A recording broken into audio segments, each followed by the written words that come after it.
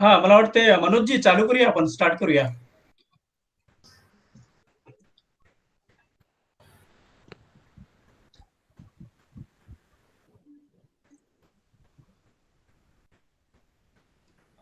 माझं मनोजजी चालू करूया.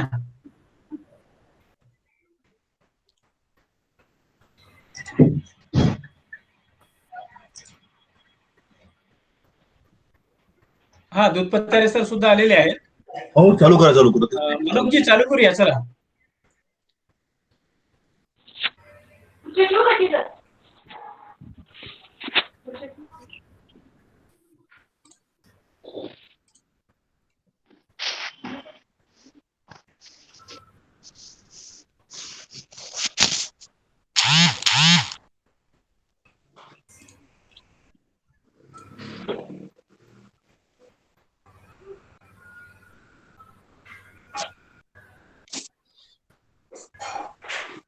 मनोजजी चालू करूया काय? हॅलो.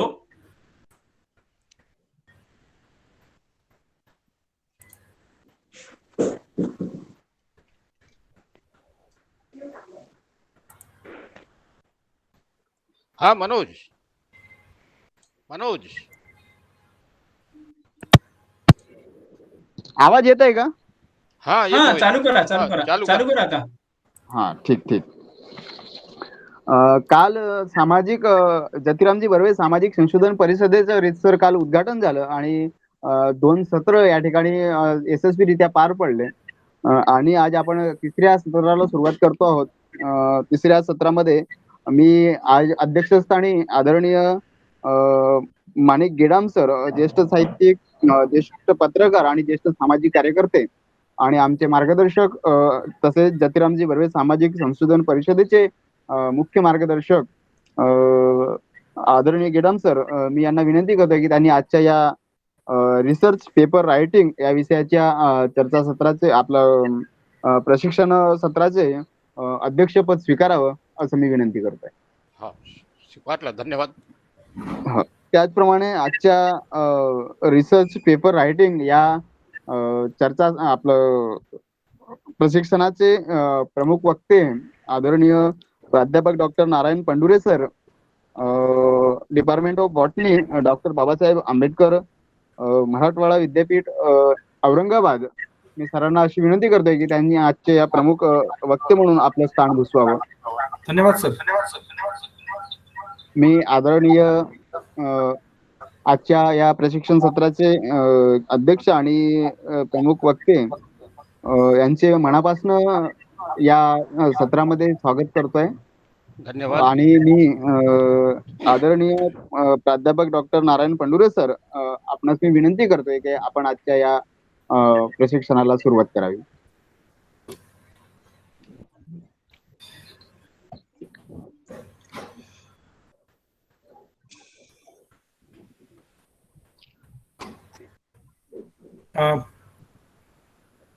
धन्यवाद सर. स्वागत सर. हा, जतिरामजी बर्वे सामाजिक संशोधन परिषद यांचा जो स्तुत्य उपक्रम आहे, तर त्यामध्ये मी सर्वप्रथम मला बोलण्यासाठी संधी दिली त्याबद्दल मी आपल्या सर्वांचा फार आभारी आहे.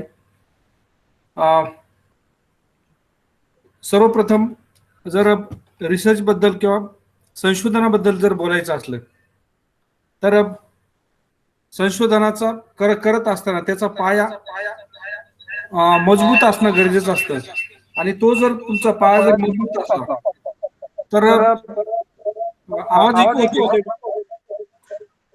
सर, आवाज स्पष्ट येतोय. आवाज स्पष्ट येतोय. पंढरी सर, बाजूला मोबाईल असेल त्याचा आवाज बंद करा. दोन्ही आवाज हा झाला. सर, तुमच्याकडे दुसरा मोबाईल जर बाजूला ठेवलेला असेल तर तो मोबाईल तुम्ही कृपया दूर ठेवा. दूर ठेवा, त्याचा आवाज पूर्णपणे कमी करा. हा, तर ते रेडिएशन मुळे होतंय तसं कधी. 2 मोबाईल जवळ असल्यामुळे होतंय ते. हो हो, बरोबर. दोन्ही सरांजवळ 2 मोबाईल असतील.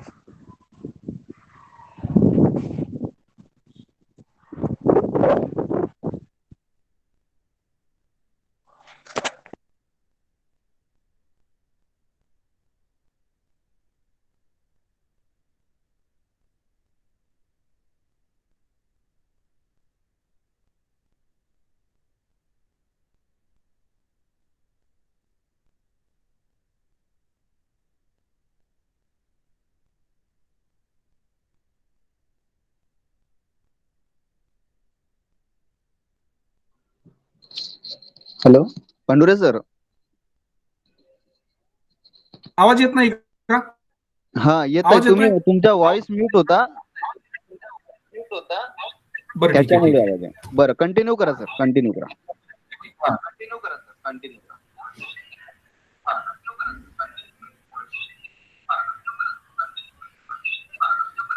तर रयत शिक्षण संस्था, परत तुमचा व्हॉइस म्यूट झाला सर, ते अनम्यूट करा.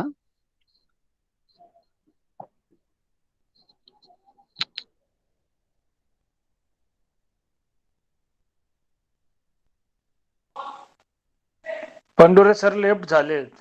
फक्त आवाज आला चालेल ना? हो, येतोय सर, आवाज येतोय तुमचा. ठीक आवाज आहे, ठीक आहे, हरकत नाही. तर चालतंय, चालतंय. 11वी-12वी मिलिंद महाविद्यालयात, त्यानंतर मग बीएससी मौलाना आझाद कॉलेज या ठिकाणी बीएससी मायक्रोबायोलॉजी हा सब्जेक्ट घेऊन मी उत्तीर्ण झालो होतो. थोडीशी पूर्वपीठिका सांगाल की रिसर्च कसं वळलं गेलं. बीएससी ला असताना खूप आडोस कंडिशन मध्ये बीएससी मध्ये रात्रीची मासेमारी करायला जायचो आम्ही, मी आणि आमचे बंधू. याला हर्सुलच्या तलावामध्ये आल्यानंतर स्वयंपाक करायचा, पुन्हा मग शिक्षणाला जायचं. एमएससी ला असताना असंच मग विद्यापीठामध्ये बॉटनीला नंबर लागला आणि मग लागल्यानंतर मग एमएससी चा शेवटचा बॉटनीचा पेपर होता आणि त्या ठिकाणी आमच्या जे काही टीचर होते, प्रोफेसर राणा जोशी किंवा आर एम जोशी, आंतरराष्ट्रीय दर्जाचे किंवा ख्यातीचे गाईड होते ते. आणि त्यांनी ते जेव्हा प्रॅक्टिकलचा एक्सपेरिमेंट होता, इस्टिमेशन ऑफ नायट्रोजन, तर थोडं क्रिटिकल असतं ते आणि मार्क्स डिस्लेशन करून तुम्हाला ते रिझल्ट द्यायचे असतात नायट्रोजनचे. तर हे जेव्हा त्यांनी ते क्रिटिकल पाहिले की हा विद्यार्थी एक्सपेरिमेंट चांगला परफॉर्म करतोय, तर हे पाहिल्यानंतर त्यांनी ते शेवटचं प्रॅक्टिकल होतं, चहा पाडला आणि नारायण म्हणजे उद्यापासून तू पीएचडी ला सुरुवात कर. तर म्हणजे ऍक्सिडेंटल येते, कारण की सगळ्यात महत्वाचं जर तुमची सिन्सिअरिटी असली तर तुम्हाला कुठल्याही जे काय अव्हेन्यूज आहेत तर ते ओपन होतात. तर त्याच्यावर माझा ठाम विश्वास आहे. त्यानंतर मग जवळजवळ 1994 ते 1998 पर्यंत tissue culture studies some non legumes या विषयावरती जवळजवळ 4 ते 5 झाडावरती, म्हणजे त्याच्यावर गिलॉय ज्याला म्हणतो आपण, टिनोस्पोरा कॉर्डिफोलिया, किंवा मग आपण आयपोमिया बटाटा रताळू ज्याला म्हणतो त्याच्यावरती, नंतर मग ग्रेप्स, असे जवळजवळ 5-6 झाडावरती टिश्यू कल्चरचं काम केलं. आणि 1998 मध्ये जे रिसर्च म्हणजे पीएचडीचं पूर्ण झालं. पीएचडी करत असताना मला 2-3 वेळा म्हणजे पहिल्यांदाच मला सरांनी उस्मानिया युनिव्हर्सिटी हैदराबाद या ठिकाणी पेपर प्रेझेंट करण्यासाठी पाठवलं होतं. आणि त्या ठिकाणी प्रेझेंटेशन म्हणजे ओरल प्रेझेंटेशन का पोस्टर प्रेझेंटेशन असे 2 होते. आणि पहिले नवीनच असल्यामुळं मला सर म्हणे की नारायण तू काय कर म्हणे, तू पोस्टर प्रेझेंटेशन कर, म्हणजे प्रिंटआउट न्यायच्या त्या ठिकाणी लावायच्या आणि मग हे करायचं. तर हे वरल आणि पोस्टर तर वरल प्रेझेंटेशनसाठी मी हैदराबादला गेलो, त्या ठिकाणी राहण्याची व्यवस्था नव्हती. हे सर्व झाल्यानंतर लक्षात आलं की त्या ठिकाणी पाहिलं तर खूप दिग्गज लोक होते, नंतर सेशन चालत होते त्या ठिकाणी, आणि प्रत्यक्ष लक्षात आलं की इंटरनॅशनल कॉन्फरन्समध्ये कशा प्रकारचे पेपर वगैरे प्रेझेंट करत असतात, त्याचा मायना कसा असायला पाहिजे. कारण की पीएचडी जरी झालं तरी फक्त मला वाटतं पीएचडी झाली होणं म्हणजे ही तुमच्या खरी रिसर्चची सुरुवात आहे. कारण की पीएचडी मध्ये तुम्हाला सर्व लूप्स आणि हुप्स त्याचे पूर्ण काही येत नाही किंवा रिसर्चची येत नाहीत. तर त्याच्यामुळं पीएचडी म्हणजे ही प्रक्रिया आहे की ज्याच्याकडून तुमच्यामध्ये ती क्षमता येते की कशा प्रकारे तुम्ही म्हणजे थिसिस रायटिंग म्हणा किंवा पेपर रायटिंगचं थोडंसं कौशल्य त्याच्यामध्ये पूर्ण येत नाही, कारण की तुम्हाला तोपर्यंत गाईडवरती निर्भर राहावं लागतं. त्याच्यानंतर मग लेटर ऑन जर 1998 ते 2003 मौलाना आझाद जर 0 याचा पिरियड होता आणि कुठलंही सर्व्हिस नव्हती, तर त्यावेळेस मासेमारी प्लस म्हणजे हा दुसरा एक सीएचबी म्हणजे क्लॉकवर बेसिसवर टीचिंग करून हे शिकवून झालं. त्यानंतर मग 2003 ला राजाराम महाविद्यालय कोल्हापूर या ठिकाणी पहिल्यांदा लेक्चर म्हणून अपॉइंटमेंट झाले कॉन्ट्रॅक्ट बेसिसवरती. तिथून मग औरंगाबादला 2 वर्ष शासकीय ज्ञानविद्यालयामध्ये औरंगाबाद या ठिकाणी अध्यापनाचं काम केलं. त्याच्यानंतर मग पुन्हा 1 वर्ष जिजामाता महाविद्यालय बुलढाणा या ठिकाणी. त्याच्यानंतर मग 1.5 वर्ष Yashwantrao Chavan institute of science Satara. आणि त्याच्यानंतर मग विद्यापीठामध्ये 2008 साली माझं कोतापल्ले सर असताना त्या ठिकाणी सिलेक्शन झालं. आणि कुठलंही म्हणजे याची कुबड्याची गरज नाही पडली. आपण आपल्या ज्ञानावरती, आपल्या पेपरवरती आणि आपल्या कॅलिबरवरती हे झालं. आणि सगळ्यात महत्वाचं मला जे वाटतं की जे कॉन्ट्रीब्युशन म्हणजे जे जनरली असं म्हटलं जातं की success in life are to determine not only by accumulation but by contribution. म्हणजे तुमच्या जीवनातलं जे काही तुमचं यश आहे ते फक्त जमा करून मिळत नाही, तर तुमचं त्यामध्ये योगदान असणं गरजेचं आहे, तुमचं कॉन्ट्रीब्युशन असणं गरजेचं आहे. आणि म्हणजे तुम्हाला जे आता तुम्ही पेपर लिहायला शिकले, आता सध्याचं जर मी माझी सध्याची कंडिशन सांगितलं तर जस्ट मागच्या महिन्यामध्ये प्रोफेसर म्हणून माझं प्रमोशन झालेलं आहे. आणि म्हणजे खूप आनंद होतो की बा विद्यापीठासारख्या ठिकाणी आपण एक म्हणजे कहार समाजामध्ये पीएचडी करणारा मी पाहिला होतो. श्रीमंत कांतीलालजी लकरिया यांनी 1998-99 साली पैठण या ठिकाणी जो काही राज्यव्यापी मेळावा झाला होता, तर त्या ठिकाणी माझं अभिनंदन केलं होतं. आणि त्या ठिकाणीच मी ती कविता म्हणजे कहाराचा मासा निद्रा घेई कसा जावे त्याच्या वंशा तेव्हाकडे ही कविता केली होती. आणि राज्यभर अशी हे झाली की म्हणजे हे म्हणजे साहित्य याच्यामध्ये सुद्धा आहे आणि संशोधन सुद्धा करतात. तर कहार समाजामध्ये पहिला पीएचडीचा मान आपल्याकडे जातो. तर असं म्हणजे काहीतरी दैवत्यमा केलं तर पुढं काय करण्याची आशा असते. आणि त्या निमित्ताने म्हणजे इतकं आडवरच येऊन विद्यापीठासारख्या या ठिकाणी प्रोफेसर होणं, आता पुढे बाकीचे होत राहतील म्हणजे बाकीचे फॅसिलिटी किंवा जे काही मिळत राहतील, परंतु ह्या ठिकाणी येणं म्हणजे एक दिव्य असतं ते. आणि हे करत असताना म्हणजे 2000ला मी म्हणजे घराच्या बाहेर पडलो होतो. त्यामुळं म्हणजे मी आणि माझी पत्नी जस्ट त्यांचं 1917 ते 18 साली माझ्या पत्नीचं कहार लोक गीतमय प्रतिबिंबित सामाजिक सांस्कृतिक और आर्थिक जीवन या विषयावरती हिंदी विषयामध्ये देशामध्ये मानलेले गणलेले गणेशराज सोनार जे काही गाईड आहेत आपल्या विद्यापीठामध्ये होते, तर त्यांच्याकडे त्यांचं कहार समाजावरती पीएचडी झालं. आणि 1998-99ला जेव्हा आपल्या पैठणला मेळावा होता तेव्हा मी म्हटलं होतं की कहार समाजावरती मी पीएचडी करेन. 2013-14ला आपल्या वाडे सरांनी त्याच्यावरती पीएचडी केलं होतं. आणि जेव्हा मी पाहिलं की बाबा सरांनी केलंय, आता मग पाहिलं त्याच्यामध्ये तर त्याच्यामध्ये ऍड करण्यासारखं वाटलं की बाबा काहीतरी आपण अजून त्याच्यामध्ये भर घालायला पाहिजे. आणि मग तर हे मॅडमचं जेव्हा आमचं संशोधन करत होतो, संशोधन करताना असं लक्षात आलं की मला एक आपल्याकडे जस असतात काय आपल्या याच्यामध्ये देवाचे असतात किंवा जे उत्सव असतात त्यावेळी जस वगैरे म्हणण्याचा प्रकार आहे. मग त्या ठिकाणी भजत ध्यानू असं शेवटी वाक्य यायचं ध्यान. तर म्हणलं हा ध्यानू कोण आहे, तर मग मी रिसर्च याच्यावरती सर्च करण्याचा प्रयत्न केला इंटरनेटवरती. आणि लक्षात आलं की ध्यानू भगत हा 16व्या शतकामध्ये म्हणजे औरंगजेबची जेव्हा हे होती तर त्यावेळेस हा देवीचा भक्त होता, म्हणजे ज्वाला देवीचा भक्त होता. आणि ते नंतर अजून संशोधन केल्यानंतर लक्षात आलंय की फक्त भक्तच नव्हता तर म्हणजे त्याच्यावरती एक पिक्चर सुद्धा दाराशिंगने काढलेला आहे, म्हणजे भक्ती की शक्ती याच्यावरती. आणि हा जो ध्यानू भगत होता तर म्हणजे आपले जे काही म्हणजे भोई समाज असेल, कार समाज असेल किंवा मल्लाव जे असतील, तर ते जे काही जस कविता जे म्हटले जातात, गाणे जे म्हटले जातात, तर सर्व हे ध्यानू भगतने रचलेलं आहे. तर हा आपला आद्य भगत ध्यानू आहे. आणि तुम्ही सगळ्यांनी पाहिलं असेल की त्या ध्यानू भगतचं एक चित्र तुम्ही पाहिलं असेल की देवी अशी समोर उभी आहे आणि एक ताट आहे आणि त्याचं मुंडकं कापून त्यांनी त्या ताटामध्ये ठेवलेलं आहे. तर हे चित्र पाहिलेलं असेल तुम्ही, माझ्या थिसिस मध्ये ऍड केलेलं मी. तर एक थोडक्यात सांगतो आणि मी रिसर्च कडे वळतोय. तर म्हणजे रिसर्च डेव्हलप कसं होत जातं, तर मग जेव्हा ते पूर्वपीठिका पाहिली तर तेव्हा ध्यानू भगत विषयी असं लक्षात आलं की तो जेव्हा म्हणजे दिल्लीतून जात होता, तर जात असताना औरंगजेबाच्या सैन्याने त्यांना अडवलं ध्यानू भगतला. आणि अडवल्यानंतर त्याला सांगितलं की तो तर हा म्हणे की आम्ही देवीचे भक्त आहे, आम्ही तुमचा दिन येईल आहे जो काय आहे ते आम्ही मान्य करणार नाही किंवा हे करणार नाही.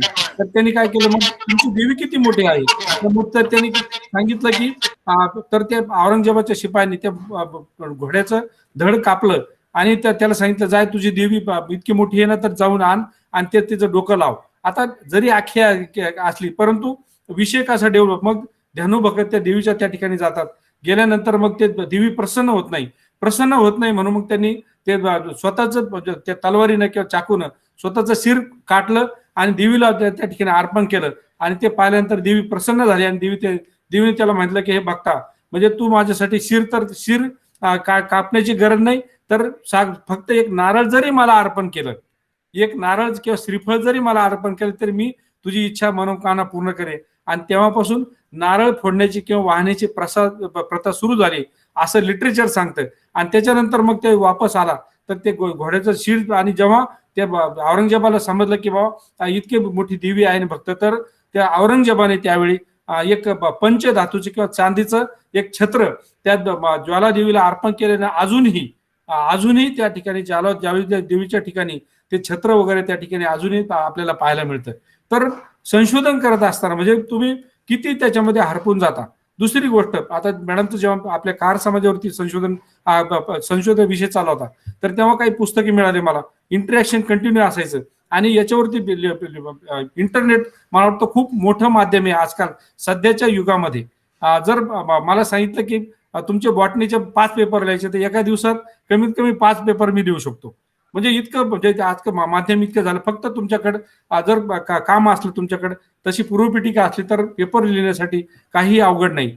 तर हे करत असताना लक्षात आलं की आपला जो समाज आहे, म्हणजे मग उत्तर प्रदेश असेल, बिहार असेल, नंतर मग पश्चिम बंगाल असेल, तर इकडे सुद्धा आहे. आणि आपण जे आपला जो प्रवास आहे, म्हणजे तुघलक वगैरे असतील, जे मुघलांचं आक्रमण होत गेले बुंदेलखंडातून, ते चालता चालता म्हणजे तिथून फक्त औरंगाबादलाच आले, तर औरंगाबाद पासून खाली म्हणजे हैदराबाद वगैरे आता तिथपर्यंत गेले. आणि बरेच लोक मग नदीच्या नाल्याचं म्हणजे मग धंद्याच्या याच्या म्हणा, मग काही वरती भगूर किंवा पुणे वगैरे असे नदीच्या काठाने गेले असतील, खाली पोचमपाड वगैरे तिथपर्यंत गेले असतील. आणि असे हा समाज विखरत गेला. नंतर मग विदर्भ वगैरे आपला बहिसमाज कार भरपूर आहे. तर ह्या सर्व बेल्टमध्ये हा आपला समाज आढळतो, असं या ठिकाणी आढळतं. तर माझ्यासाठी विषय दिलेला आहे की रिसर्च पेपर रायटिंग. तर या मुख्य मुद्द्याकडे मी वळन. तर रिसर्च पेपर रायटिंग तर कुठलाही विषय असतो, म्हणजे मग तो तुमचं सामाजिक शास्त्र असेल किंवा मग तुमचं कोणतंही विज्ञान असेल, तर पेपर लिहित असताना किंवा आता सध्या म्हणजे पेपरची गरज काय, what is the need of the paper research articles now days. जेव्हा आपण पाहतो की रिसर्चमध्ये ज्यांना पीएचडी करायचे असे जण किंवा ज्यांचं प्राध्यापक जे आहेत त्यांना पेपर लिहावे लागतात, कारण कॅससाठी प्रमोशनसाठी त्यांना पेपरची गरज असते.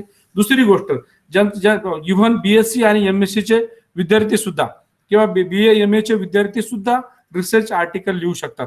आणि तर anybody can write the research article. It depends upon your curiosity, it depends upon your contribution the subject, it depends upon what ever things you have red throughout your learning during taking your education.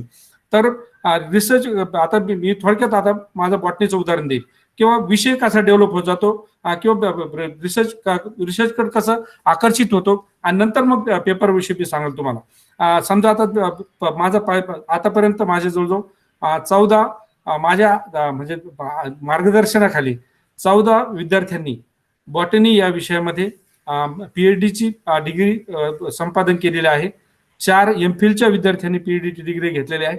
नंतर जवळजवळ 100 ते 150 विद्यार्थ्यांनी म्हणजे MSCचं जे काय project असतात, तर प्रोजेक्टचे रायटिंग लिहिलेले आहेत सर्व माझ्याकडे. आणि सध्या 3 ते 4 विद्यार्थी त्यांचं संशोधन लिहित आहेत. जो माझा पहिला विद्यार्थी होता रणजित बनसोडे, तर त्यांनी रिसर्च केलं होतं. तर रिसर्च डेव्हलप कसं झालं ते सांगतो मी तुम्हाला. तर मी जिजामाता महाविद्यालय बुलढाणा या ठिकाणी सर्व्हिस करत होतो, आणि मी 140 किलोमीटर अपडाऊन औरंगाबादहून करायचो ते. आणि 1.25 तासामध्ये त्या ठिकाणी मोटरसायकल मी त्या ठिकाणी पोहोचायचो. त्या ठिकाणी मिरच्याची भाजी खाल्ली मी, म्हणजे तिकडे प्रसिद्ध आहे विदर्भात मिरच्याची भाजी खाल्ली. खाल्ल्यानंतर उन्हाळ्याचा दिवस होता, आणि मला 4 कोंब आले, म्हणजे पाईल ज्याला म्हणतो ना, मुळव्याध ज्याला म्हणतो आपण, ते पाईलचे 4 कोंब आले. मग मला तर ते नवीन गोष्ट होती की हे काय भानगडे. आणि ते पाहिल्यानंतर मला it was surprising for me. नंतर मग त्या ठिकाणी वारे दादा होते, वारे दादा भेटलो. दादा म्हटलं ते म्हणजे फोकलोर किंवा मेडिसिनचे असे औषध देणार होते. तर मग मी दादा म्हटलं असा त्रास होते. डॉक्टर म्हणे का प्रोफेसर तुम्ही काही घाबरू नका म्हणे, मी एक औषध देतो, पारा देतो म्हणे, 4 दिवस दयाबरोबर घ्यायचं म्हणजे तुम्ही सकाळ संध्याकाळ. मग मी घेतला तो पारा, मग ते आणायचं, कुटायचं, त्याला रस काढायचा आणि ते दयाबरोबर घ्यायचं. 3ऱ्या दिवशी 4 कोंब गायब झाले. आता जनरली जर पायलचं जर पाहिलं तर औरंगाबाद ठिकाणी डॉक्टर ढमढेरे होते, 15 ते 20 हजार रुपये खर्च आहेत त्याला. किंवा जे का साधा जरी डॉक्टर धरला 2-3 हजार रुपये 5 हजार रुपये कापल्याशिवाय जात नाही. आणि टिल डेट आतापर्यंत म्हणजे 2008 पासून आतापर्यंत कमीत कमी 10,000 पेशंटला आम्ही ते औषध दिलं असेल. आणि now it is in the process of patent, we are going to take the patent on that पाईलचे चोर. आता आम्ही पेटंट घेतो, 1 महिना 1.5 महिन्यामध्ये ते पेटंट येईल. थोडे लांब विषय असते. तर 1-4 दिवसामध्ये मुळव्यासारखा विषय जर हे होऊ शकतो. तर सांगायचं तात्पर्य इतकंच की व्हिनेवर तर हे जेव्हा आम्ही औषध दिलं 2-4 जण इथं आल्यावर नीट झाले. मी म्हणलो बाबा हे पाला घेऊन मी जर नीट होऊ शकतो तर मग दुसऱ्यांना दिल्यावर काय होईल आणि आपण त्याच्यावर रिसर्च करायला पाहिजे. मग 8-10 इथं आल्यानंतर 7-8 जणांनी दिला, ते सुद्धा नीट झाले, क्युअर झाले. आणि मग आम्ही त्या रिसर्चला रणजितला म्हणलं आपल्याला याच्यावरती काम करायचं. आता सगळ्यात पहिलेच काम आहे की बाबा मी टिश्यू कल्चरमध्ये काम करतो, त्या झाडांची संख्या कमी आहे. मग कमी आहे तर मला काय करायला पाहिजे की I have to first of all I have to take the strategy to raise or to prepare the in vitro protocol for the conservation of this plant. म्हणजे आर्टिफिशियली ते झाड टिश्यू कल्चरद्वारे ग्रो करण्यासाठी प्रोटोकॉल तयार करणं हे पहिलं माझ्याशी लक्ष होतं. आम्ही काम करायला सुरुवात केली तर जवळजवळ 1.5 वर्ष आम्हाला लागले की त्याचा प्रोटोकॉल येत नव्हता. आणि नंतर मग लिटरेचर, कारण की फिनॉलिकचे प्रॉब्लेम होते, लिटरेचर पाहायला आम्ही नंतर लक्षात आलं की जर पीव्हीपी पॉलीपायरोडन हे टाकलं तर फिनॉलिक लिचिंगचे प्रॉब्लेम येत नाही. मग हे लक्षात आलं आमच्या. त्याच्यानंतर 1.5 वर्षानंतर आमचा प्रोटोकॉल तयार झाला आणि त्याच्यानंतर मग इतकं फास्ट ग्रोथ झाली त्याची, खूप छान ग्रोथ झाली. आणि त्याच्यानंतर मग लक्षात आलं की बाबा अशा प्रकारे जर काम केलं तर तुम्हाला यश मिळतं. आणि 3-3 वर्षामध्ये त्या रणजितचं PhD झालं. त्याच्या तोपर्यंत 7-8 पेपर आम्ही प्रसिद्ध केले होते. आणि पहिल्याच वाट्यामध्ये तो म्हणजे 2012-13 साली त्याचं रिसर्च झालं आणि 3-4 महिन्यानंतर तो त्या ठिकाणी जॉईन झाला. देवरुखला या ठिकाणी रत्नागिरीच्या देवरुख आहे तर त्या कॉलेजमध्ये आता तो त्या ठिकाणी काम करतोय. आणि तर SS कांबळे सर बॉटनी डिपार्टमेंटला जे आहेत शिवाजी विद्यापीठ कोल्हापूर या ठिकाणी, तर त्यांचे जावं आहे ते रणजित बनसोडे. तर मामा प्रोफेसर जरी असले परंतु माझ्या लहान भावासारखं मी त्यांना सांभाळलं. आणि आमच्या मिसेसने सुद्धा म्हणजे माझे जे काही रिसर्च स्टुडंट असतात तर त्यांना एक मुलाबाळा पण आम्ही सांभाळत असतो. सगळ्यात महत्वाचं आता हे पूर्वपीठिका सांगण्याच्या अगोदर की हे करत असताना आपण जे काय जे आता हे संशोधन संस्थेतून काम करतोय तर सगळंच काही म्हणजे संशोधनामध्ये परफेक्ट किंवा पारंगत असत असं नाही. आपल्याला आता आपण पाहिलं एक पर्टिक्युलर जमात असते तर त्या ठिकाणी तेच काय करतात, त्यांच्या म्हणजे पर्टिक्युलर मुलं असले त्यांनाच घेतात ते आणि मग दुसऱ्यांना काही घेत नाही ते. असं माझ्या बाबतीत घडलं. तर परंतु आपल्या समाजामधले मग NTचे असतील कुणी असतील तर त्यांना जर आपण हे केलं, त्यांना पुशअप केलं, थोडस जर त्यांना हे दिलं तर नक्कीच ते ह्या संशोधनाच्या प्रवाहामध्ये येण्यासाठी मदत होईल. तर रिसर्च पेपर रायटिंग बद्दल मी या ठिकाणी थोडं सांगणार आहे. तर कोणताही म्हणजे सामाजिक शास्त्र असो किंवा तुमचं हे असो तर सगळ्यात महत्वाचं की ज्या विषय कोणता आहे, विषय कोणता आहे ज्याच्यावरती तुम्हाला प्रबंध लिहायचा आहे. समजा आता एक सुरुवातीला मी सामाजिक शास्त्र याच्यामध्ये जे आमच्या विशेषने PhD केले कहार लोकगीत में प्रतिबिंब सामाजिक संस्कृती जीवन, तर त्याच्यामध्ये इतिहास में जुजारू कहार महिला आहे याच्यावरती आम्ही काम करत होतो. आणि ते करत असताना असं लक्षात आलंय की आपल्या समाजामध्ये सुद्धा अशा खूप म्हणजे स्त्रिया आहेत की ज्यांनी आपल्या याच्यासाठी काम केलं, खूप याच्यासाठी काम केलं. तर त्या स्त्रिया म्हणजे आज आपल्याला म्हणजे गौतम बुद्ध यांची जयंती आहे.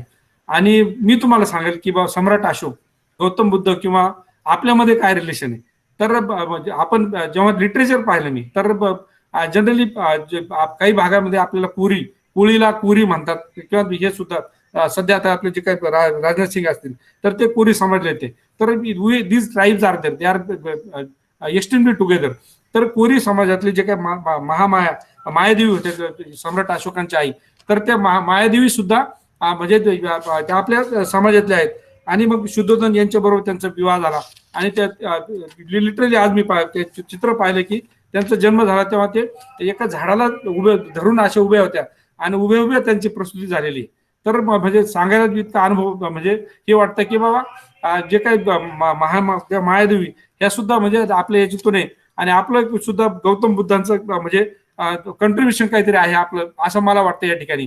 कारण की खूप डीप मध्ये हे जेव्हा स्टेटमेंट करत असतो तर तेव्हा खूप म्हणजे यांनी सुद्धा बोलायचं असतं, धैर्याने बोलायचं असतं आणि बारीक किन ऑब्झर्वेशन. दुसरी गोष्ट आहे सम्राट अशोक यांची जी काही एक पत्नी, तिचं नाव आहे कौराकी जालोक, ही सुद्धा मत्स्यकन्या होती. म्हणजे मासे काही लिटरेचरमध्ये सांगितले की कलिंग की राजकुमारी असं काही उल्लेख केलेला, पण लिटरेचर जेव्हा बारीक पाहिले, मी काही पुस्तकं वगैरे पाहिले तर त्याच्यामध्ये असं लक्षात येते की ही म्हणजे करुवा की ही त्या ठिकाणी मासेमारीची मुलगी होती. आणि जनरल जो अशोका पिक्चर जर तुम्ही पाहिला असेल शाहरुख खानचा आणि याचा, तर त्या चित्रपटामध्ये सुद्धा काही अंश त्याच्यामध्ये दाखवलेले. तर ही कोरोकी जालोक ही मुलगी होती, म्हणजे मत्स्य कन्या होती, आणि त्यांच्याकडून तिने सगळ्यात महत्वाचं म्हणजे सम्राट अशोक जो काही हे होता, तर त्याचं म्हणजे ज्ञानाकडे आणि ह्या म्हणजे याचा जो काही मार्ग दिला त्यांना, म्हणजे शांतीचा मार्ग अशोकाने मिळाला, तर ते त्या मार्गाकडे मार्गस्थ होण्यासाठी या कौरकी जालो यांनी प्रयत्न केला. नंतर मग वीरांगिनी झलकारीबाई, आपल्या सगळ्यांना माहिती की झलकारीबाईंनी यांनी सुद्धा म्हणजे ही कोळी समाजातली होती वीरांगी झाली, आणि त्यांचे जे काही मिस्टर होते किंवा हे होते, तर ते झाशीच्या यांच्या शिपाई होते ते. आणि मग त्यांची शक्ल म्हणजे त्यांचा चेहरा, त्यांचा चेहरा आणि राणी लक्ष्मीबाईचा चेहरा सारखाच होता. आणि मग हे सारखा चेहरा असल्यामुळे, इंटरॅक्शन झाल्यामुळे त्यांनी त्यांना घेतलं, आणि अशा प्रकारे झलकारीबाई सुद्धा म्हणजे यांचं आहे. आणि त्याच्या अगोदर अजून एक की सत्यवती, सगळ्यांना माहिती महाभारत जे घडलं, तर सत्यवती, तर मी याच्या थिसिस मध्ये सुद्धा म्हणजे कहार समाजाची किंवा एक आद्यश्री म्हणून स्थान दिलेलं आहे. आणि जर आपण महाभारत पाहिले तर किती कॉन्ट्रीब्युशन आहे त्यांचं सत्यवतीचं, कारण की कहार कन्या होती. आणि कहार कोण आहे, काय त्यांचे वडील ते नावेतून इकडे तिकडे न्यायचं काम करत होती. सुरुवातीला पराशर ऋषी त्याला विशिष्ट पराशर ऋषीने त्याला नेलं, म्हणजे हे मला तुझ्यावर लग्न करायचं.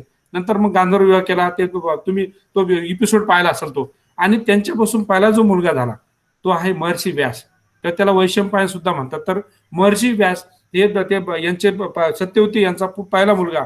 आणि मग त्या जे व्यासांचं तुम्ही माहिती आहे की आपण व्यासपीठ म्हणतो, तर ते व्यासपीठ दुसरं तिसरं काही नसून महर्षी व्यासांच्या नावाने.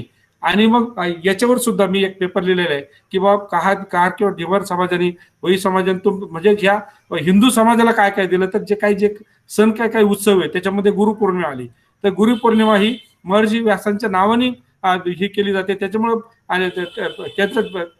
त्या दिवशी त्यांचा जन्म झाला होता, म्हणून गुरुपौर्णिमा साजरी केली जाते. दुसरी गोष्ट गणेशोत्सव. गणेशोत्सव जो झाला ते फक्त म्हणजे जेव्हा व्यास जेव्हा महाभारताचं लेखन करत होते, तुम्ही जर पाहिलं असेल तर त्याच्यामध्ये असं लक्षात येतं की व्यासांनी तोंडी सांगितलेलं आहे आणि स्वतः गणपतीने त्याचं लेखन केलेलं आहे. तर हे लेखन करत असताना गणपतीचा स्पीड जास्त होता आणि व्यासांचा बोलण्याचा स्पीड कमी होता. मग ते थकून जायचे की बाबा काय हे करायचं. मग व्यासांनी त्यांना गणपतीला कंडिशन मांडली की मी जे दोहा सांगल तर ते तुम्ही काय करायचं, मला त्याचं ट्रान्सलेशन सांगायचं साध्या भाषेमध्ये. मग ते ट्रान्सलेशन सांगता सांगता मग हे पुढचे, तर जे बेसिक सुरुवातीचं जे काय महाभारत होतं फक्त 1400 वूमेनचं होतं ते, आणि त्याच्यानंतर वाढत गेलं ते. तर हे जेव्हा रायटिंग चालू होती तर ते लिहित असताना मग ते गणपतीला ते जास्त डोकं गरम व्हायचं, त्यांचं डोकं गरम व्हायचं. तर मग हे काय करायचे, येऊन आहे ना त्या चिखलाचं लिंपन करायचे ते. आणि मग जे काही शेवटचं असते अनंत चतुर्दशी, तर अनंत चतुर्दशीला त्यांचं रायटिंग पूर्ण झालं, ते पूर्ण चिखल काय घेतला त्यांनी, काढला आणि ते याच्यामध्ये विसर्जित केला. आणि ही जी काय पहिली घटना आहे. आणि त्याच्यानंतर मग ही जी काय म्हणजे गणपती म्हणजे बसवण्याची किंवा उत्सवाची परंपरा 10 दिवसाची ती या इन्सिडेंट सुरू होते. तर म्हणजे रिसर्च करत असताना म्हणजे वाडे सर सुद्धा त्याचे हे आहेत किंवा विरुटे सर आहेत, बरेच लोक आहेत की ते म्हणजे आता जे काय मी गोष्टी सांगितल्या, तर फक्त जर तुम्ही व्यवस्थित जर हँडल केलं, जर रिसोर्सेसचा वापर केला, जनरली असं म्हटलं जाते की lucky are those who love nature and natural resources, जे म्हणजे तेच लकी आहेत की जे निसर्ग आणि निसर्ग निर्मित वस्तूवरती जे प्रेम करतात ते खरी लकी आहेत. आणि खरं जर म्हणजे हे असं झालं तर असं म्हटलं जातं की या जन्मावर या जगण्यावर शतदा प्रेम करावे. तर हे लिटरेचर झालं. तर वी आर गोइंग टू आता रिसर्च पेपर रायटिंग बद्दल मी तो थोडं सांगेल. तर आता जर सायन्सचा पेपर असला किंवा कुठलाही असला तर त्याच्यामध्ये सुरुवातीला टायटल महत्वाचं आहे. तर the title should be attractive. Title हे आकर्षक असलं पाहिजे. म्हणजे आता समजा या ठिकाणी मी एक मराठीतून पेपर म्हणजे हिंदीमधून इतिहास में जुजारू कहार महिला आहे, मग ते त्याच्यामध्ये जे काय असं जर टायटल जर तुमचं इम्पॅक्ट असलं तर लोकांचे त्याच्यावर नजर जातात किंवा व्यवस्थित. त्याच्यानंतर मग सुरुवातीचा जो काय ॲब्स्ट्रॅक्ट असतो तर त्याला खूप महत्व आहे. म्हणजे तुमच्या पेपरमध्ये बरेच जण लोक काय करतात की पूर्ण पेपर रिसर्च तुमचा वाचत नाही, मग त्याचा पूर्ण जो काही सारांश आहे त्याचा गोषवार आहे तर त्याला आपण ॲब्स्ट्रॅक्ट म्हणतो. तर ते abstract should be there in precise किंवा एक 15 ते 20 मध्ये जर ऍबस्ट्रॅक्ट तुम्ही लिहिलं, तेवढ्यामध्ये जर त्याला बंद केलं आणि ते जर अपिलिंग वाटलं, अट्रॅक्टिव्ह वाटलं, तर anybody can read your research paper. आणि तुमचं जे काय म्हणजे मी म्हणतो ना की जर रिसर्च पेपर जर लिहिलं तर एनीबडी कॅन अट्रॅक्टिव्ह, तुम्ही कोण तुम्हाला विचारते बा छान काम केलंय तुम्ही. तर अशा प्रकारे तर ॲब्स्ट्रॅक्ट महत्वाचं आहे. त्याच्या खाली म्हणजे सायन्सचे जे रिसर्च पेपर असतात तर त्याच्यामध्ये खाली कीवर्ड दिलेले असतात. कीवर्ड म्हणजे तुमचं जे काय रिसर्च लिहिलंय तर त्याच्यामध्ये महत्वाचे कोणकोणते शब्द आहेत. त्याच्यानंतर मग भाग येतो इंट्रोडक्शनचा. इंट्रोडक्शन म्हणजे पूर्वपीठिका, तुमचा जो काय रिसर्च करता. समजा मी आता काम करतोय मेडसिंगीवरती काम करतोय, जे काय फाईल्सवरती मी औषध देतोय, तर त्याचं बॉटनिकल किंवा लॅटिन नावे डॉलिकंड्रम फलकटा, लॅटिन नावे डॉलिकंड्रम फलकटा, त्याचे जे काही कुळ आहे त्याचं बिग्नोनिसी फॅमिली आहे त्याचं. आणि मग what are the medicinal importance of Dolichandrone falcata, त्याचं मेडिसिनल इम्पॉर्टन्स काय. तर असं लक्षात येतं. म्हणजे आम्ही जेव्हा रिसर्च केलं तर तेव्हा आम्हाला बाकी काही माहित नव्हतं, पण हे फाईल्स वरती किंवा मुळव्याधवरती आपण वापरू शकतो हे सुरुवातीला माहित होतं आम्हाला.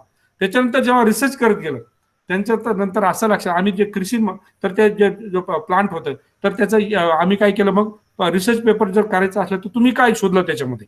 मग आम्ही त्याचं एक तर इनविट्रो प्रोटोकॉल तयार केला, म्हणजे टिश्यू कल्चरद्वारे म्हणजे पेशी उती संवर्धन किंवा पेशी संवर्धन, उती संवर्धन जनरली मराठीतून त्याला म्हटलं जातं. तर प्लांट टिश्यू कल्चरद्वारे आपण ते करू शकतो. हे त्या ठिकाणी तर पेशी तर त्याचं प्रोटोकॉल तयार करणं, म्हणजे मग ते प्रोटोकॉल तयार करण्यासाठी कुठले कुठले ग्रोथ हार्मोन वापरणं, नंतर ते वाढवण्यासाठी टिश्यू कल्चर मीडिया ज्याला माध्यम म्हणतो आपण, तर तो टिश्यू कल्चर मीडिया कोणता लागतो, तर त्याच्याविषयी अभ्यास केला. नवीन शोधून काढावं लागतं, कारण की आणि जनरली जेव्हा प्लांटचं टिश्यू कल्चर करतो आपण म्हणजे artificial control growth of this plants in to the research laboratory, त्याला आपण टिश्यू कल्चर म्हटलं. तर हे करत असताना असं लक्षात येतं की प्रत्येक झाडासाठी वेगळा प्रोटोकॉल असतो, प्रत्येक झाडासाठी वेगळा टिश्यू कल्चर मीडिया वापरला जातो. आणि मग यासाठी मग तो कोणता आहे, प्रत्येक त्याचे बारीक म्हणजे टिपणं ठेवणं रिसर्च करत असताना. नंतर मग कोणता मीडिया लागतो, किती दिवसामध्ये ग्रोथ होते, नंतर मग किती कल्चर तुम्ही ठेवले होते, किती कल्चर वाढले, सक्सेस रेट किती आहे त्याचा, हे बारीक बारीक टिपणं ठेवणं गरजेचं आहे. आणि हे करत असताना इतरांपेक्षा वेगळं कसं आहे तुमचं, how it is different from your research is different from other people, हे सुद्धा तुमच्या लक्षात येणं गरजेचं आहे. आणि दॅट इज वाय तर हे तर तुम्हाला हे सुद्धा निरीक्षण ठेवणं गरजेचं आहे. आणि त्याच्यानंतर मग आम्ही तेवढंच करून थकलो नाही, तर जे काय पाहिजे त्याच्यामुळे किंवा मुळव्याध जर नीट होत असला तर काहीतरी तत्व त्याच्यामध्ये औषध असलं पाहिजे. मग हे करण्यासाठी मग आम्ही काय केलं, मग आमचे जे काही सॅम्पल होते मग त्याचे सॉक्युलेट करून जे प्युअर फॉर्म मध्ये ते सॉक्युलेट करून मिथेनॉल एक्स्ट्रॅक्ट बनवले आणि IIT पवईला पाठवले ते. आणि पवईला पाठवल्यानंतर मग आमच्या लिटरेचरमध्ये असं लक्षात आलं की it contains chrysin, it is a chrysin म्हणजे इट इज अ फ्लॅव्हनॉइड, तर फ्लॅव्हनॉइड असतं ते आणि त्याच्यामुळे ते नीट होतं. मग ते क्रिसिन प्युअर फॉर्म मध्ये आम्ही मागवलं आणि ते IIT पवईला पाठवले. जवळजवळ 3 ते 4 महिने लागले तर आम्हाला सॅम्पल आलं. आणि त्याच्यानंतर असं लक्षात आलं की टिश्यू कल्चरमध्ये करत असताना म्हणजे जो तुम्ही जे काय झाड आहे जे वाढतं तर झाडामध्ये क्रिसिन असतं. नंतर मग टिश्यू कल्चर केल्यानंतर काय होतं की ते जे क्रिसिनची मात्रा जास्त होते, कल्चरमध्ये जास्त, नॅचरल कंडिशन पेक्षा कल्चरमध्ये जास्त मात्रा आहे. मग हे अशी का, मग पुन्हा त्याच्यावरती डोकं लावलं, लिटरेचर फाउंड केलं आणि असं लक्षात आलं की whenever plants are grown in in vitro condition, झाडं जेव्हा इनविट्रो कंडिशन मध्ये किंवा आर्टिफिशियल कंडिशन मध्ये वाढतात, so they might be more thinking or due to the presence of adverse condition they may produce this secondary metabolites in more quantity, जास्त क्वांटिटीमध्ये ते produce करू शकतात. आणि हे जेव्हा लक्षात आलं तर तेव्हा मग लक्षात आलं की बा क्रिसिन त्याच्यामध्ये जास्त. आणि हे करत असताना आता तुम्ही आणि मग नंतर क्रिसिन प्युअर फॉर्म मध्ये काढलं आणि मग नंतर लोकांना सुद्धा त्याचं औषध हे पडतो. हे झाल्यानंतर मग आम्ही हे केलं की याच्यामध्ये क्रिसिन आहे आणि आपण आता पुन्हा मग देण्याची पद्धत. आता आता आपल्या तुम्ही बऱ्याच जणांना माहित असेल हे झाड मेडसिंगीचं झाड बऱ्याच जणांना माहित असेल. आणि इट इज माय अपील, माझ्या सगळ्यांना एक अपील आहे की ज्यांना ज्यांना झाड आहे तर त्यांनी घेण्याची पद्धत सांगतो. किंवा बरं मी ज्या जवळजवळ राष्ट्रीय आंतरराष्ट्रीय आमच्या हे असतात चर्चा असतात त्याच्यामध्ये भाग घेत असतो. मुद्दाम क्रिसिनचा उल्लेख जे आपणाला ठावे ते जगा द्यावे असं म्हटलं जातं. तर क्रिसिनमुळं मी 10,000 लोक नीट केले, परंतु व्याख्यानामध्ये सुद्धा मी विषय सांगतो आणि मग माझा लोक नंबर घेतात की सर आम्हाला हे औषध पाहिजे.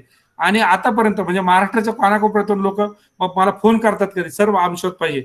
आणि आमच्या जवळजवळ 4 PhDचे विद्यार्थी PhD याच्यावर विद्यार्थी झाले. कसे म्हणजे कुणी जर आलं तर आम्ही एक फक्त नगण्य म्हणजे 50 किंवा 100 रुपये घेतो त्याच्याकडून आणि त्याला एक पाला देत असतो. 4 दिवस 5 दिवस पुरेल इतका पाला देतो. पाला दिल्यानंतर त्यांना सांगतो की हे पाला तुम्ही सकाळ संध्याकाळ अनिशा पोटी दह्याबरोबर घ्यायचा. म्हणजे काय करायचं, सकाळी उठल्याबरोबर ब्रश करू नका, पाला धुवून घ्या, कचकच चावा, त्याला रस गिळा आणि रस गिळल्यानंतर काय करा, एक कपभर दही प्यायचं आणि 1 तासाभरानंतर मग तुम्ही काय करा, 1 तासाभरानंतर तुम्ही नाश्ता पाणी करू शकता. आणि नंतर मग संध्याकाळी 5:30-6 वाजता असं 4 दिवस केलं तर. आणि अजून एक म्हणजे पाठ रिसर्च देईल. रिसर्च काय मग नंतर रिसर्च तर हे करत असताना मग आम्ही पाहिलं की बाबा हे म्हणजे मुळात नीट होतं. म्हणजे काय होतो, तो जो काही कोंब आहे त्याला हेमोरॉइड म्हटलं जातं याच्या भाषेमध्ये. तर हे काय करतं क्रिसिन, आणि क्रिसिन हे काय करतं, दह्याबरोबर दही आहे तर त्याच्याबरोबर दह्यामध्ये लॅक्टिक ऍसिड असतं. तर हे तर क्रिसिन लॅक्टेट तयार होतं. It has been absorbed into the stomach आणि it goes throughout the blood. हे ब्लडमध्ये गेल्यामुळे काय होतं की ऑक्सिजनची मात्रा किंवा ब्लड मधले वाढते. तुमचं ब्लड सर्क्युलेशन काही पटीनं वाढतं. ब्लड सर्क्युलेशन वाढलं म्हणजे तुमचे बऱ्याच व्याधी, तुमचा जो ह्युमेरॉइड आहे, जे गाठी तयार झालेल्या त्या ऑटोमॅटिक पूर्ण डिझॉल्व्ह होतात त्याने. या ह्युमेरॉइड वगैरे पूर्ण डिझॉल्व्ह होतो आणि 4 ते 5 दिवसामध्ये तुमचा तो जो काय कोंब सगळं गायब होऊन जातं. आणि म्हणजे त्याच्या व्यतिरिक्त मग माझे मेवणे डॉक्टर सचिन परे MD पॅथॉलॉजिस्ट आहेत श्रीरामपूरला, आणि तर त्यांची पॅथॉलॉजी सिद्धिविनायक डायग्नोस्टिक सेंटर आहे. मग आम्ही काय केलं की त्याचे ब्लडचे म्हणजे प्री आणि पोस्ट अनालिसिस ब्लडचं ते म्हणजे सुरुवातीला काय कंडिशन होती आणि नंतर. तर सुरुवातीला जेव्हा ब्लड पाहिलं तर त्याच्यामध्ये तुमच्या प्लेटलेटची संख्या कमी होती, हिमोग्लोबिनची संख्या कमी होती आणि त्याच्यामध्ये तुमचं जे WBC त्याची संख्या जास्त होती. WBC म्हणजे जेव्हा तुमची अनिमिक कंडिशन असते किंवा कधी जर इन्फेक्शन वगैरे झालं तर WBC संख्या वाढते. आणि 4-5 दिवसानंतर आम्ही मग औषध घेतल्यानंतर 5व्या-6व्या दिवशी ब्लड अनालिसिस केलं, त्याच्यामध्ये असं लक्षात आलं की तुमची WBC संख्या जागेवर आली. म्हणजे नंतर मग प्लेटलेटची संख्या जवळजवळ 15 ते 20 हजारांनी वाढली within 4 days. It's a miracle. मी जे काय पेटंट घेतो फक्त त्यासाठी घेतो की 4 ते 5 दिवसामध्ये 15 ते 20 हजार पर्यंत प्लेटलेट वाढतात आणि तुमचं हिमोग्लोबिन जे काय पेशंट होतं 7, 8, 9 तर ते 12-13 पर्यंत हिमोग्लोबिनची हे जाते. याचा अर्थ तुमचे जे काय म्हणजे व्यवस्थित झालंय ते. म्हणजे हे दिज आर द इंडिकेटर्स. आणि हे सर्व मुद्दे धरून मग आम्ही ते पेटंटसाठी, तर पेटंट करत असताना सुद्धा तुम्हाला काय करावं लागतं की तुमची रिसर्च फाइंडिंग काय आहे तर ते द्यावं लागतं. तर हे सर्व काम केलं म्हणजे मग मी जर समजा डॉलिकॉन्ड्रावरती पेटंट घेतोय किंवा रिसर्च पेपर लिहितोय तर हे करण्याच्या अगोदर मला काय काय करावं लागलं याची पूर्वपीठिका सांगितली. आणि एकदा तुम्ही काय काय केलं ते जर तुम्हाला माहित असलं, त्याचे नोटेशन जर तुमच्याकडे असले तर तुम्हाला रिसर्च पेपर लिहायला मग तुमचं व्यवस्थित असलं तर 1-2-3 तासामध्ये 5 तासामध्ये एक रिसर्च पेपर कसाही तयार होतो. तर मग मी सुरुवातीला सांगितलं की रिसर्च पेपर लिहित असताना जे काय तुमचं टायटल आहे इट शुड बी अट्रॅक्टिव्ह. जे काय आता अजून एक मी म्हणजे सुरुवातीला हे सांगण्याच्या अगोदर तर रिसर्च आर्टिकल जे काय टायटल आहे it should be attractive so that anybody can read. म्हणजे इंडेक्स जरी पाहिले, बरेच जण लोक काय करतात रिसर्च पेपर वाचण्या अगोदर एखादं मासिक साप्ताहिक असलं तर त्याच्यामध्ये इंडेक्समध्ये पाहतात कोणाकोणाचं काय. छानपैकी जर अट्रॅक्टिव्ह जर पाहिलं तर मग नंतर ते आर्टिकलकडे जातात. आर्टिकल गेल्यानंतर सुरुवातीला गोषवारा वापरतात ते, नंतर मग आणि मग गोषवारा वगैरे कीवर्ड्स वगैरे मी सांगितले, त्याच्यानंतर इंट्रोडक्शन म्हणजे पूर्वपीठिका. म्हणजे तुम्ही हे संशोधन कशासाठी केलं तर त्याचं इंट्रोडक्शन म्हणजे भूमिका ठेवणं गरजेचं. You have to write the introduction. आणि अवघड नाही, कारण लिटरेचर जेव्हा तुम्ही साईट करत असता, लिटरेचर पाहता असता, कोणतंही संशोधन असो सगळ्यात महत्वाचं तुम्हाला लिटरेचर पाहणं गरजेचं आहे.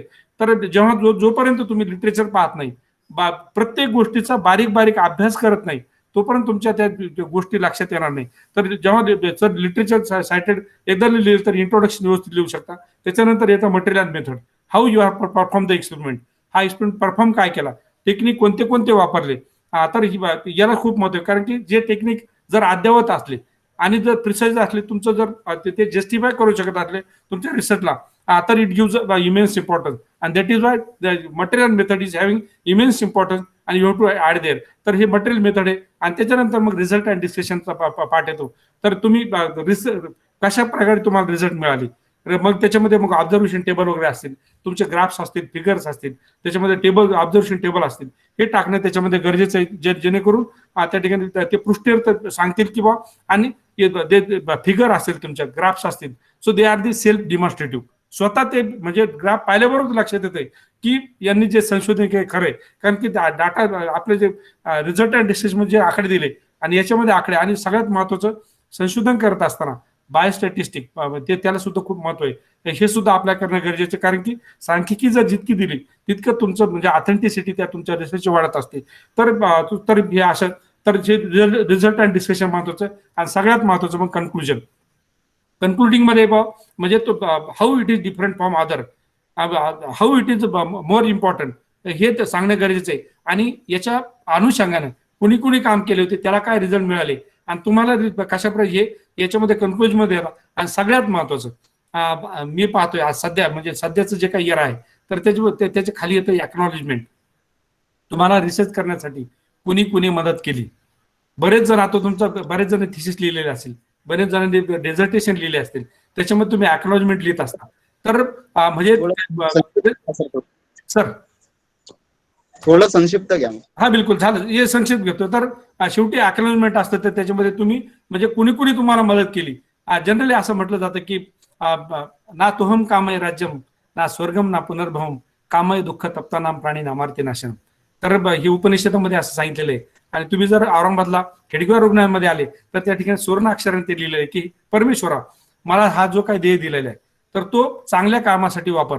कारण की म्हणजे फक्त माझं जोपर्यंत कीर्ती जोपर्यंत राहील, जोपर्यंत माझ्या कामाचे म्हणजे गवगाव होईल.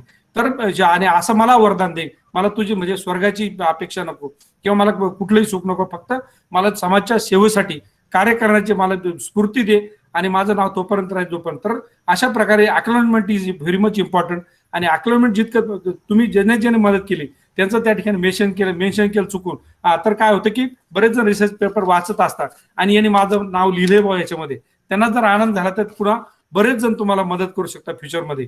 तर हे अक्नॉलेजमेंट करणं गरजेचं आहे. आणि शेवटी तुम्ही ज्या स्टेपला जे काय रेफरन्सेस वापरले, म्हणजे जे काय संदर्भ वापरले, तर ते सर्व संदर्भ यामध्ये शेवटी येणं गरजेचं आहे.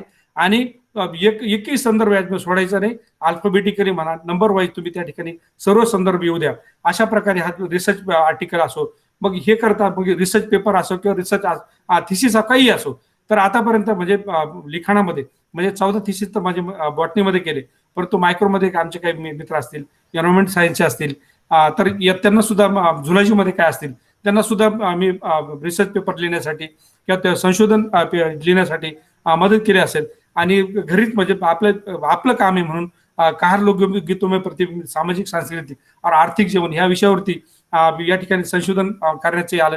त्याच्यामध्ये जवळजवळ म्हणजे आणि मला सांगायला गौरव वाटेल की तुम्ही ते रंगभरचे भिगे चुनरवाली, तर ते गाणं असेल किंवा तर याच्यामध्ये हे गाणं 1967 साली जे पुस्तक प्रसिद्ध झाले, तर त्या पुस्तकामध्ये हे गाणे किंवा 12 मास वगैरे आपले जे काय कहारांचे किंवा भयांचे वगैरे किंवा यांचे जे काही गाणे जुने गाणे, मग आपल्या भौरीचे गाणे असतील भावरचे वगैरे, तर ह्या सर्व याच्यामध्ये हे अवधी लोकगीत वगैरे, मग जे काय उत्तर प्रदेश बिहार या ठिकाणी हे जे काय आपण फेरीचे वगैरे गाणे म्हणतो, तर ते गाणे तिकडचे सुद्धा लोक म्हणतात, फक्त फॉर्म वगैरे बदलले त्याच्यामध्ये.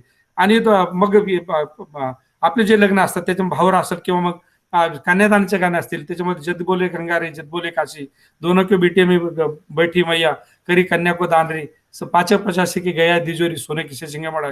तर ते म्हणत असताना म्हणजे किती म्हणजे तो म्हणजे कन्यादान करत असताना किती मन भरून येत असतं. तर भरून येत असताना मग ते किंवा चौक पुरत असतो, मग चौक पुरानो आवर हल्दी होना सातो बिबेका रेसमन शेरो बिदरच्या मांगाना. मी म्हणलं या ठिकाणी बिदरचा उल्लेख, मग बिदरचं या हळदीचं काय कनेक्शन आहे, तर बिदरच्या ठिकाणी जी ओरिजिनल हळदी म्हणजे संशोधन करताना हे सापडलं. तर हे करत असताना तुमची फक्त जोपर्यंत तुमची चिकित्सक वृत्ती समोर येत नाही तर तोपर्यंत मला वाटतं रिसर्च, आणि आजकाल रिसर्चला खूप डिमांड आहे. मी शेवटी जाता सांगाल की अजून माझ्या म्हणजे बॉटनीमध्ये एक छटाकभर रिसर्च झालेला नाही. लोक जरी म्हणत असले खूप काम झाले, परंतु मी म्हणतो छटाकभर रिसर्च झाले नाही. आणि sky is the limit, sky is the limit अजून करण्यासाठी भरपूर आहे. आणि सध्याचं जे जनरेशन आहे त्यांच्यासाठी अजूनही संधी आहे, त्यांच्यासाठी अजूनही संधी आहेत.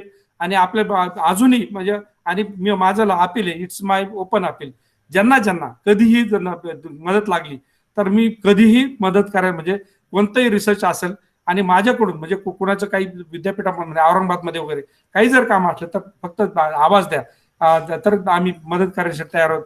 तर हे काम रिसर्च आर्टिकल फक्त हे एवढंच नाही, तर आपल्या समाजाला एकत्र यायचंय.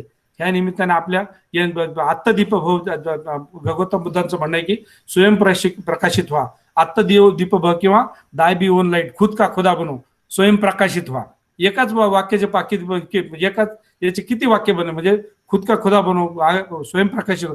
तर we have to enlight our self. आणि जोपर्यंत आपण एकत्र येत नाही, आणि आतापर्यंत म्हणजे खूप झालं हे, म्हणजे हे काढणं, म्हणजे एकमेकाचे हे काढणं, तर फक्त विसरा. मोठ्या मनाने जर एकत्र आलं तर मला वाटतं आपण काही करू शकू. आणि कालच एक RK गायकवाड सर, जे सचिव होते, बार्टीचे संचालक होते, IAS ऑफिसर, त्यांचं माझं चांगलं आहे. आणि त्यांनी काय केलं की एक 2 मिनिटात सांगेन मी, कारण आपल्या कामाचं आहे ते, आणि नंतर मी त्या ठिकाणी थांबल. तर त्यांनी जे काय एक परिषद स्थापन केली आणि ते जपानला जाऊन आले होते. आणि त्यांनी असं सांगितलं की आपल्या भारतामध्ये एक ऍप्लिकेशन केलं तर 1000, एक जर जागा असली तर 1000 किंवा लाख ऍप्लिकेशन येतात. आणि जपानमध्ये म्हणजे 1000 जागा असतात आणि 100च ऍप्लिकेशन आहेत, अशी परिस्थिती. पण यासाठी काय करणं, जॅपनीज लँग्वेज शिकणं गरजेचं आहे.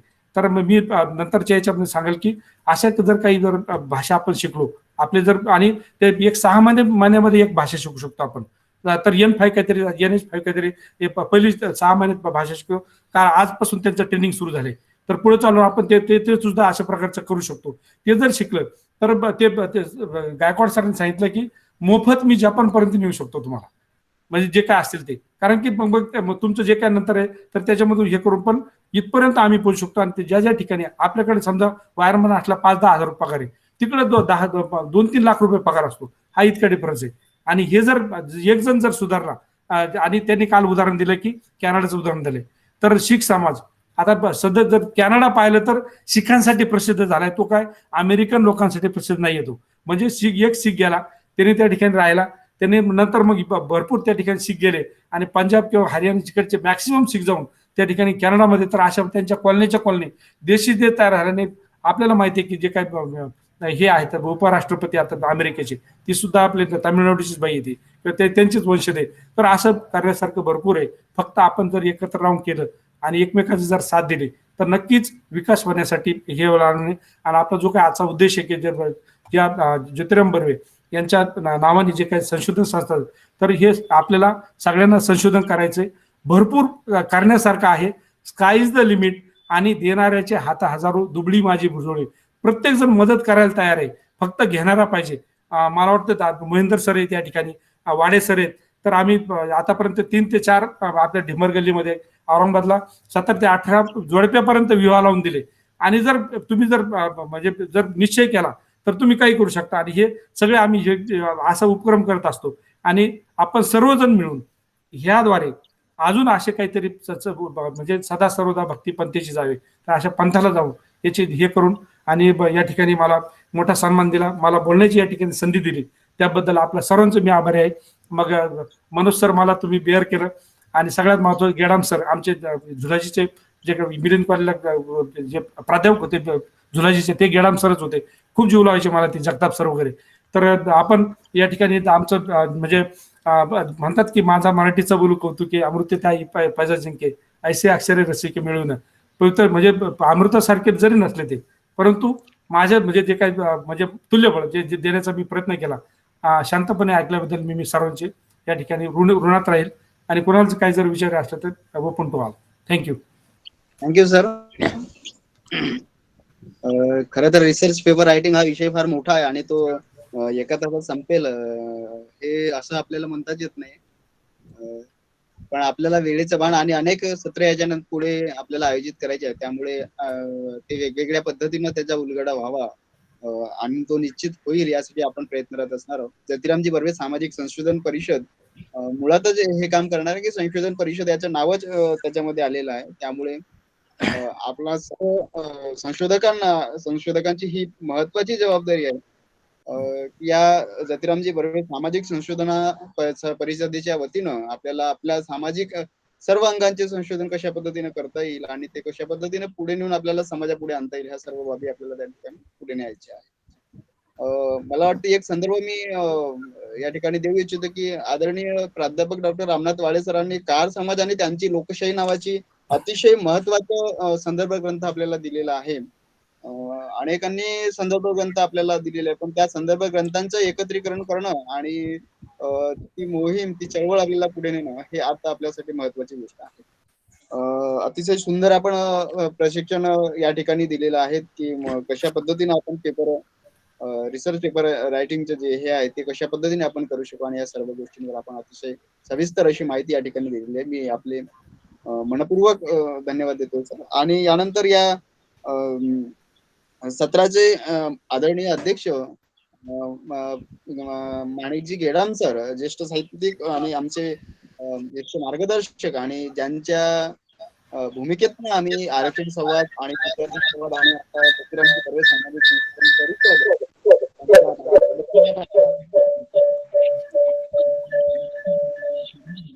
या प्रशिक्षणाच्या सत्राचे अध्यक्ष म्हणून. हॅलो, आवाज येतो माझा? येतोय सर, हॅलो, आवाज येतोय. येतोय सर. हॅलो, हा. येतोय आवाज?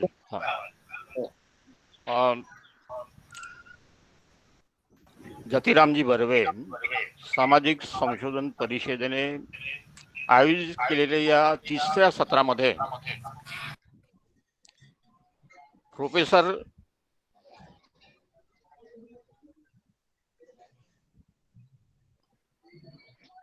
नारायण पंडुरे यांनी रिसर्च पेपर बद्दल आपणा सर्वांना आपल्या अनुभवातून माहिती दिलेली आहे.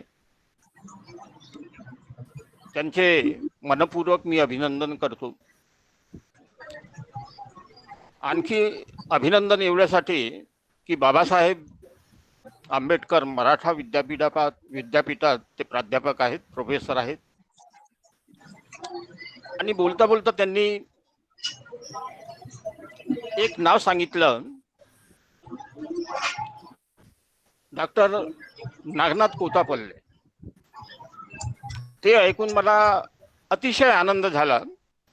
ते यासाठी की जेव्हा मी सन 12 आणि 13 मध्ये अखिल भारतीय साहित्य महामंडळावर सदस्य होतो आणि त्या महामंडळाच्या अध्यक्ष डॉक्टर माधवी वैद्य होत्या, त्यावेळेस नागनाथ कोतापल्ले हे दर 3 महिन्याला होणाऱ्या मीटिंगमध्ये हजर व्हायचे आणि तेव्हा त्यांच्याशी माझा परिचय झाला. हे डॉक्टर पंडुरे कडून ऐकून खूप आनंद झाला.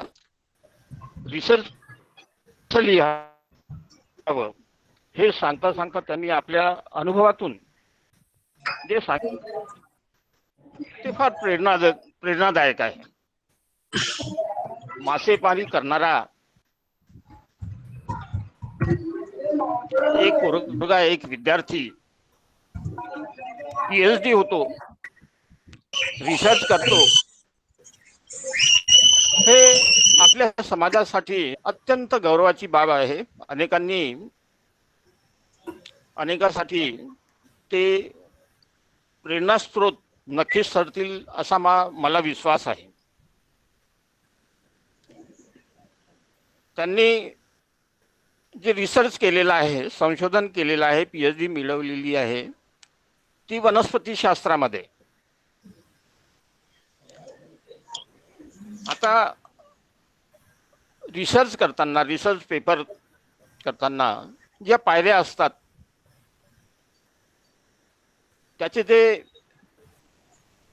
तंत्र आहे, ते तंत्र विज्ञानाची शाखा असो की समाजशास्त्राची शाखा असो, जवळजवळ सारखेच असतात असे मला वाटते.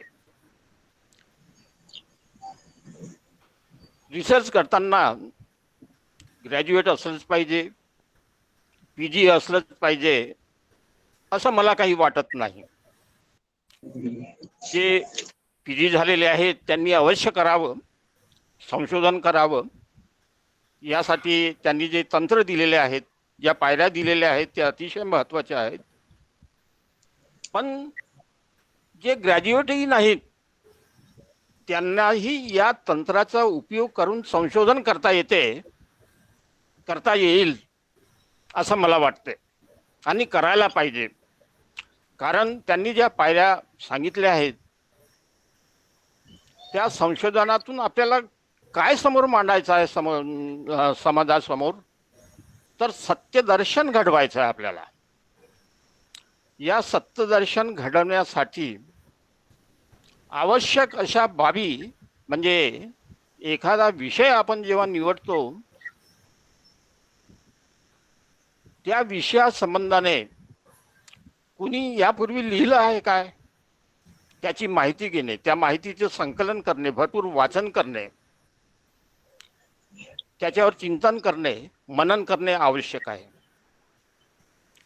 उदाहरणार्थ मी सांगतो की आपण एक छोटस हे घेतलं की कोविड मध्ये मासेमारांच्या समस्या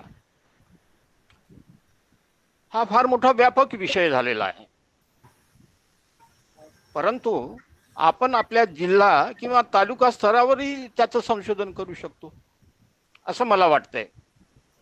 यासाठी यापूर्वी ची माहिती आपल्याला संकलित करावी लागेल. त्याबद्दलची काही पुस्तकं आहेत का आणि आजची स्थिती काय आहे आणि आपले मासेमार बांधव या कोविड मध्ये कसे जगत आहेत हाही संशोधनाचा विषय होऊ शकतो असं मला वाटते.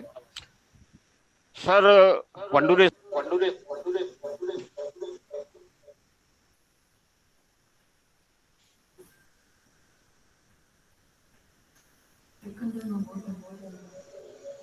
तुमचा स्पीकर सुरू करा सर, मायक्रोफोन सुरू करा. मायक्रोफोन गिडाम सर, तुमचा मायक्रोफोन सुरू करा आधी.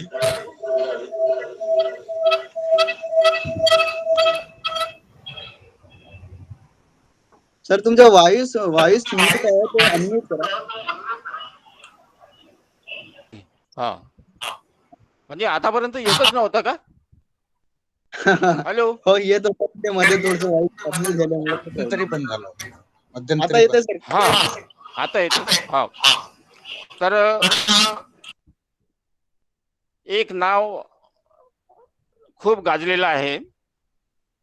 म्हणजे मी मुद्दाम एवढ्यासाठी सांगतो की पंडुरे सर हे वनस्पती शास्त्रामध्ये त्यांनी PhD केलेली आहे आणि या संशोधन करताना त्यांनी आपल्याला बरीचशी माहिती दिलेली आहे. माहितीचं तर या महाराष्ट्रामध्ये किंवा संपूर्ण जगामध्ये जे एक नाव गेलेलं आहे ते म्हणजे अखिल भारतीय मराठी साहित्याचे जे अध्यक्ष राहिलेले आहेत ते म्हणजे मारुती चितमपल्ली. हे गोंदिया वन विभागात नवेगाव वनला अधिकारी असताना त्यांनी या भागातील बरीचशी माहिती अत्यंत ललित शैलीमध्ये लिहिलेली आहे. आणि नवेगाव बांधला असताना त्यांनी जवळजवळ 150 पिंपळाची झाडे लावलेली आहेत.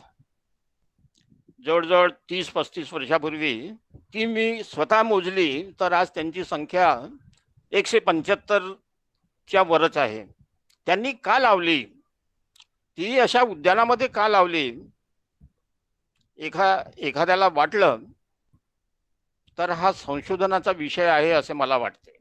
त्यामागची कारणे काय आता ते साताऱ्याला आहेत, त्यांची मुलाखत घेऊन याबद्दल संशोधन करता येते असं दिशा सरांनी पंडुरे सरांनी जे रिसर्च कसं करावं, रिसर्च पेपर कसं लिहावं याची आपल्याला तंत्रशुद्ध माहिती दिलेली आहे.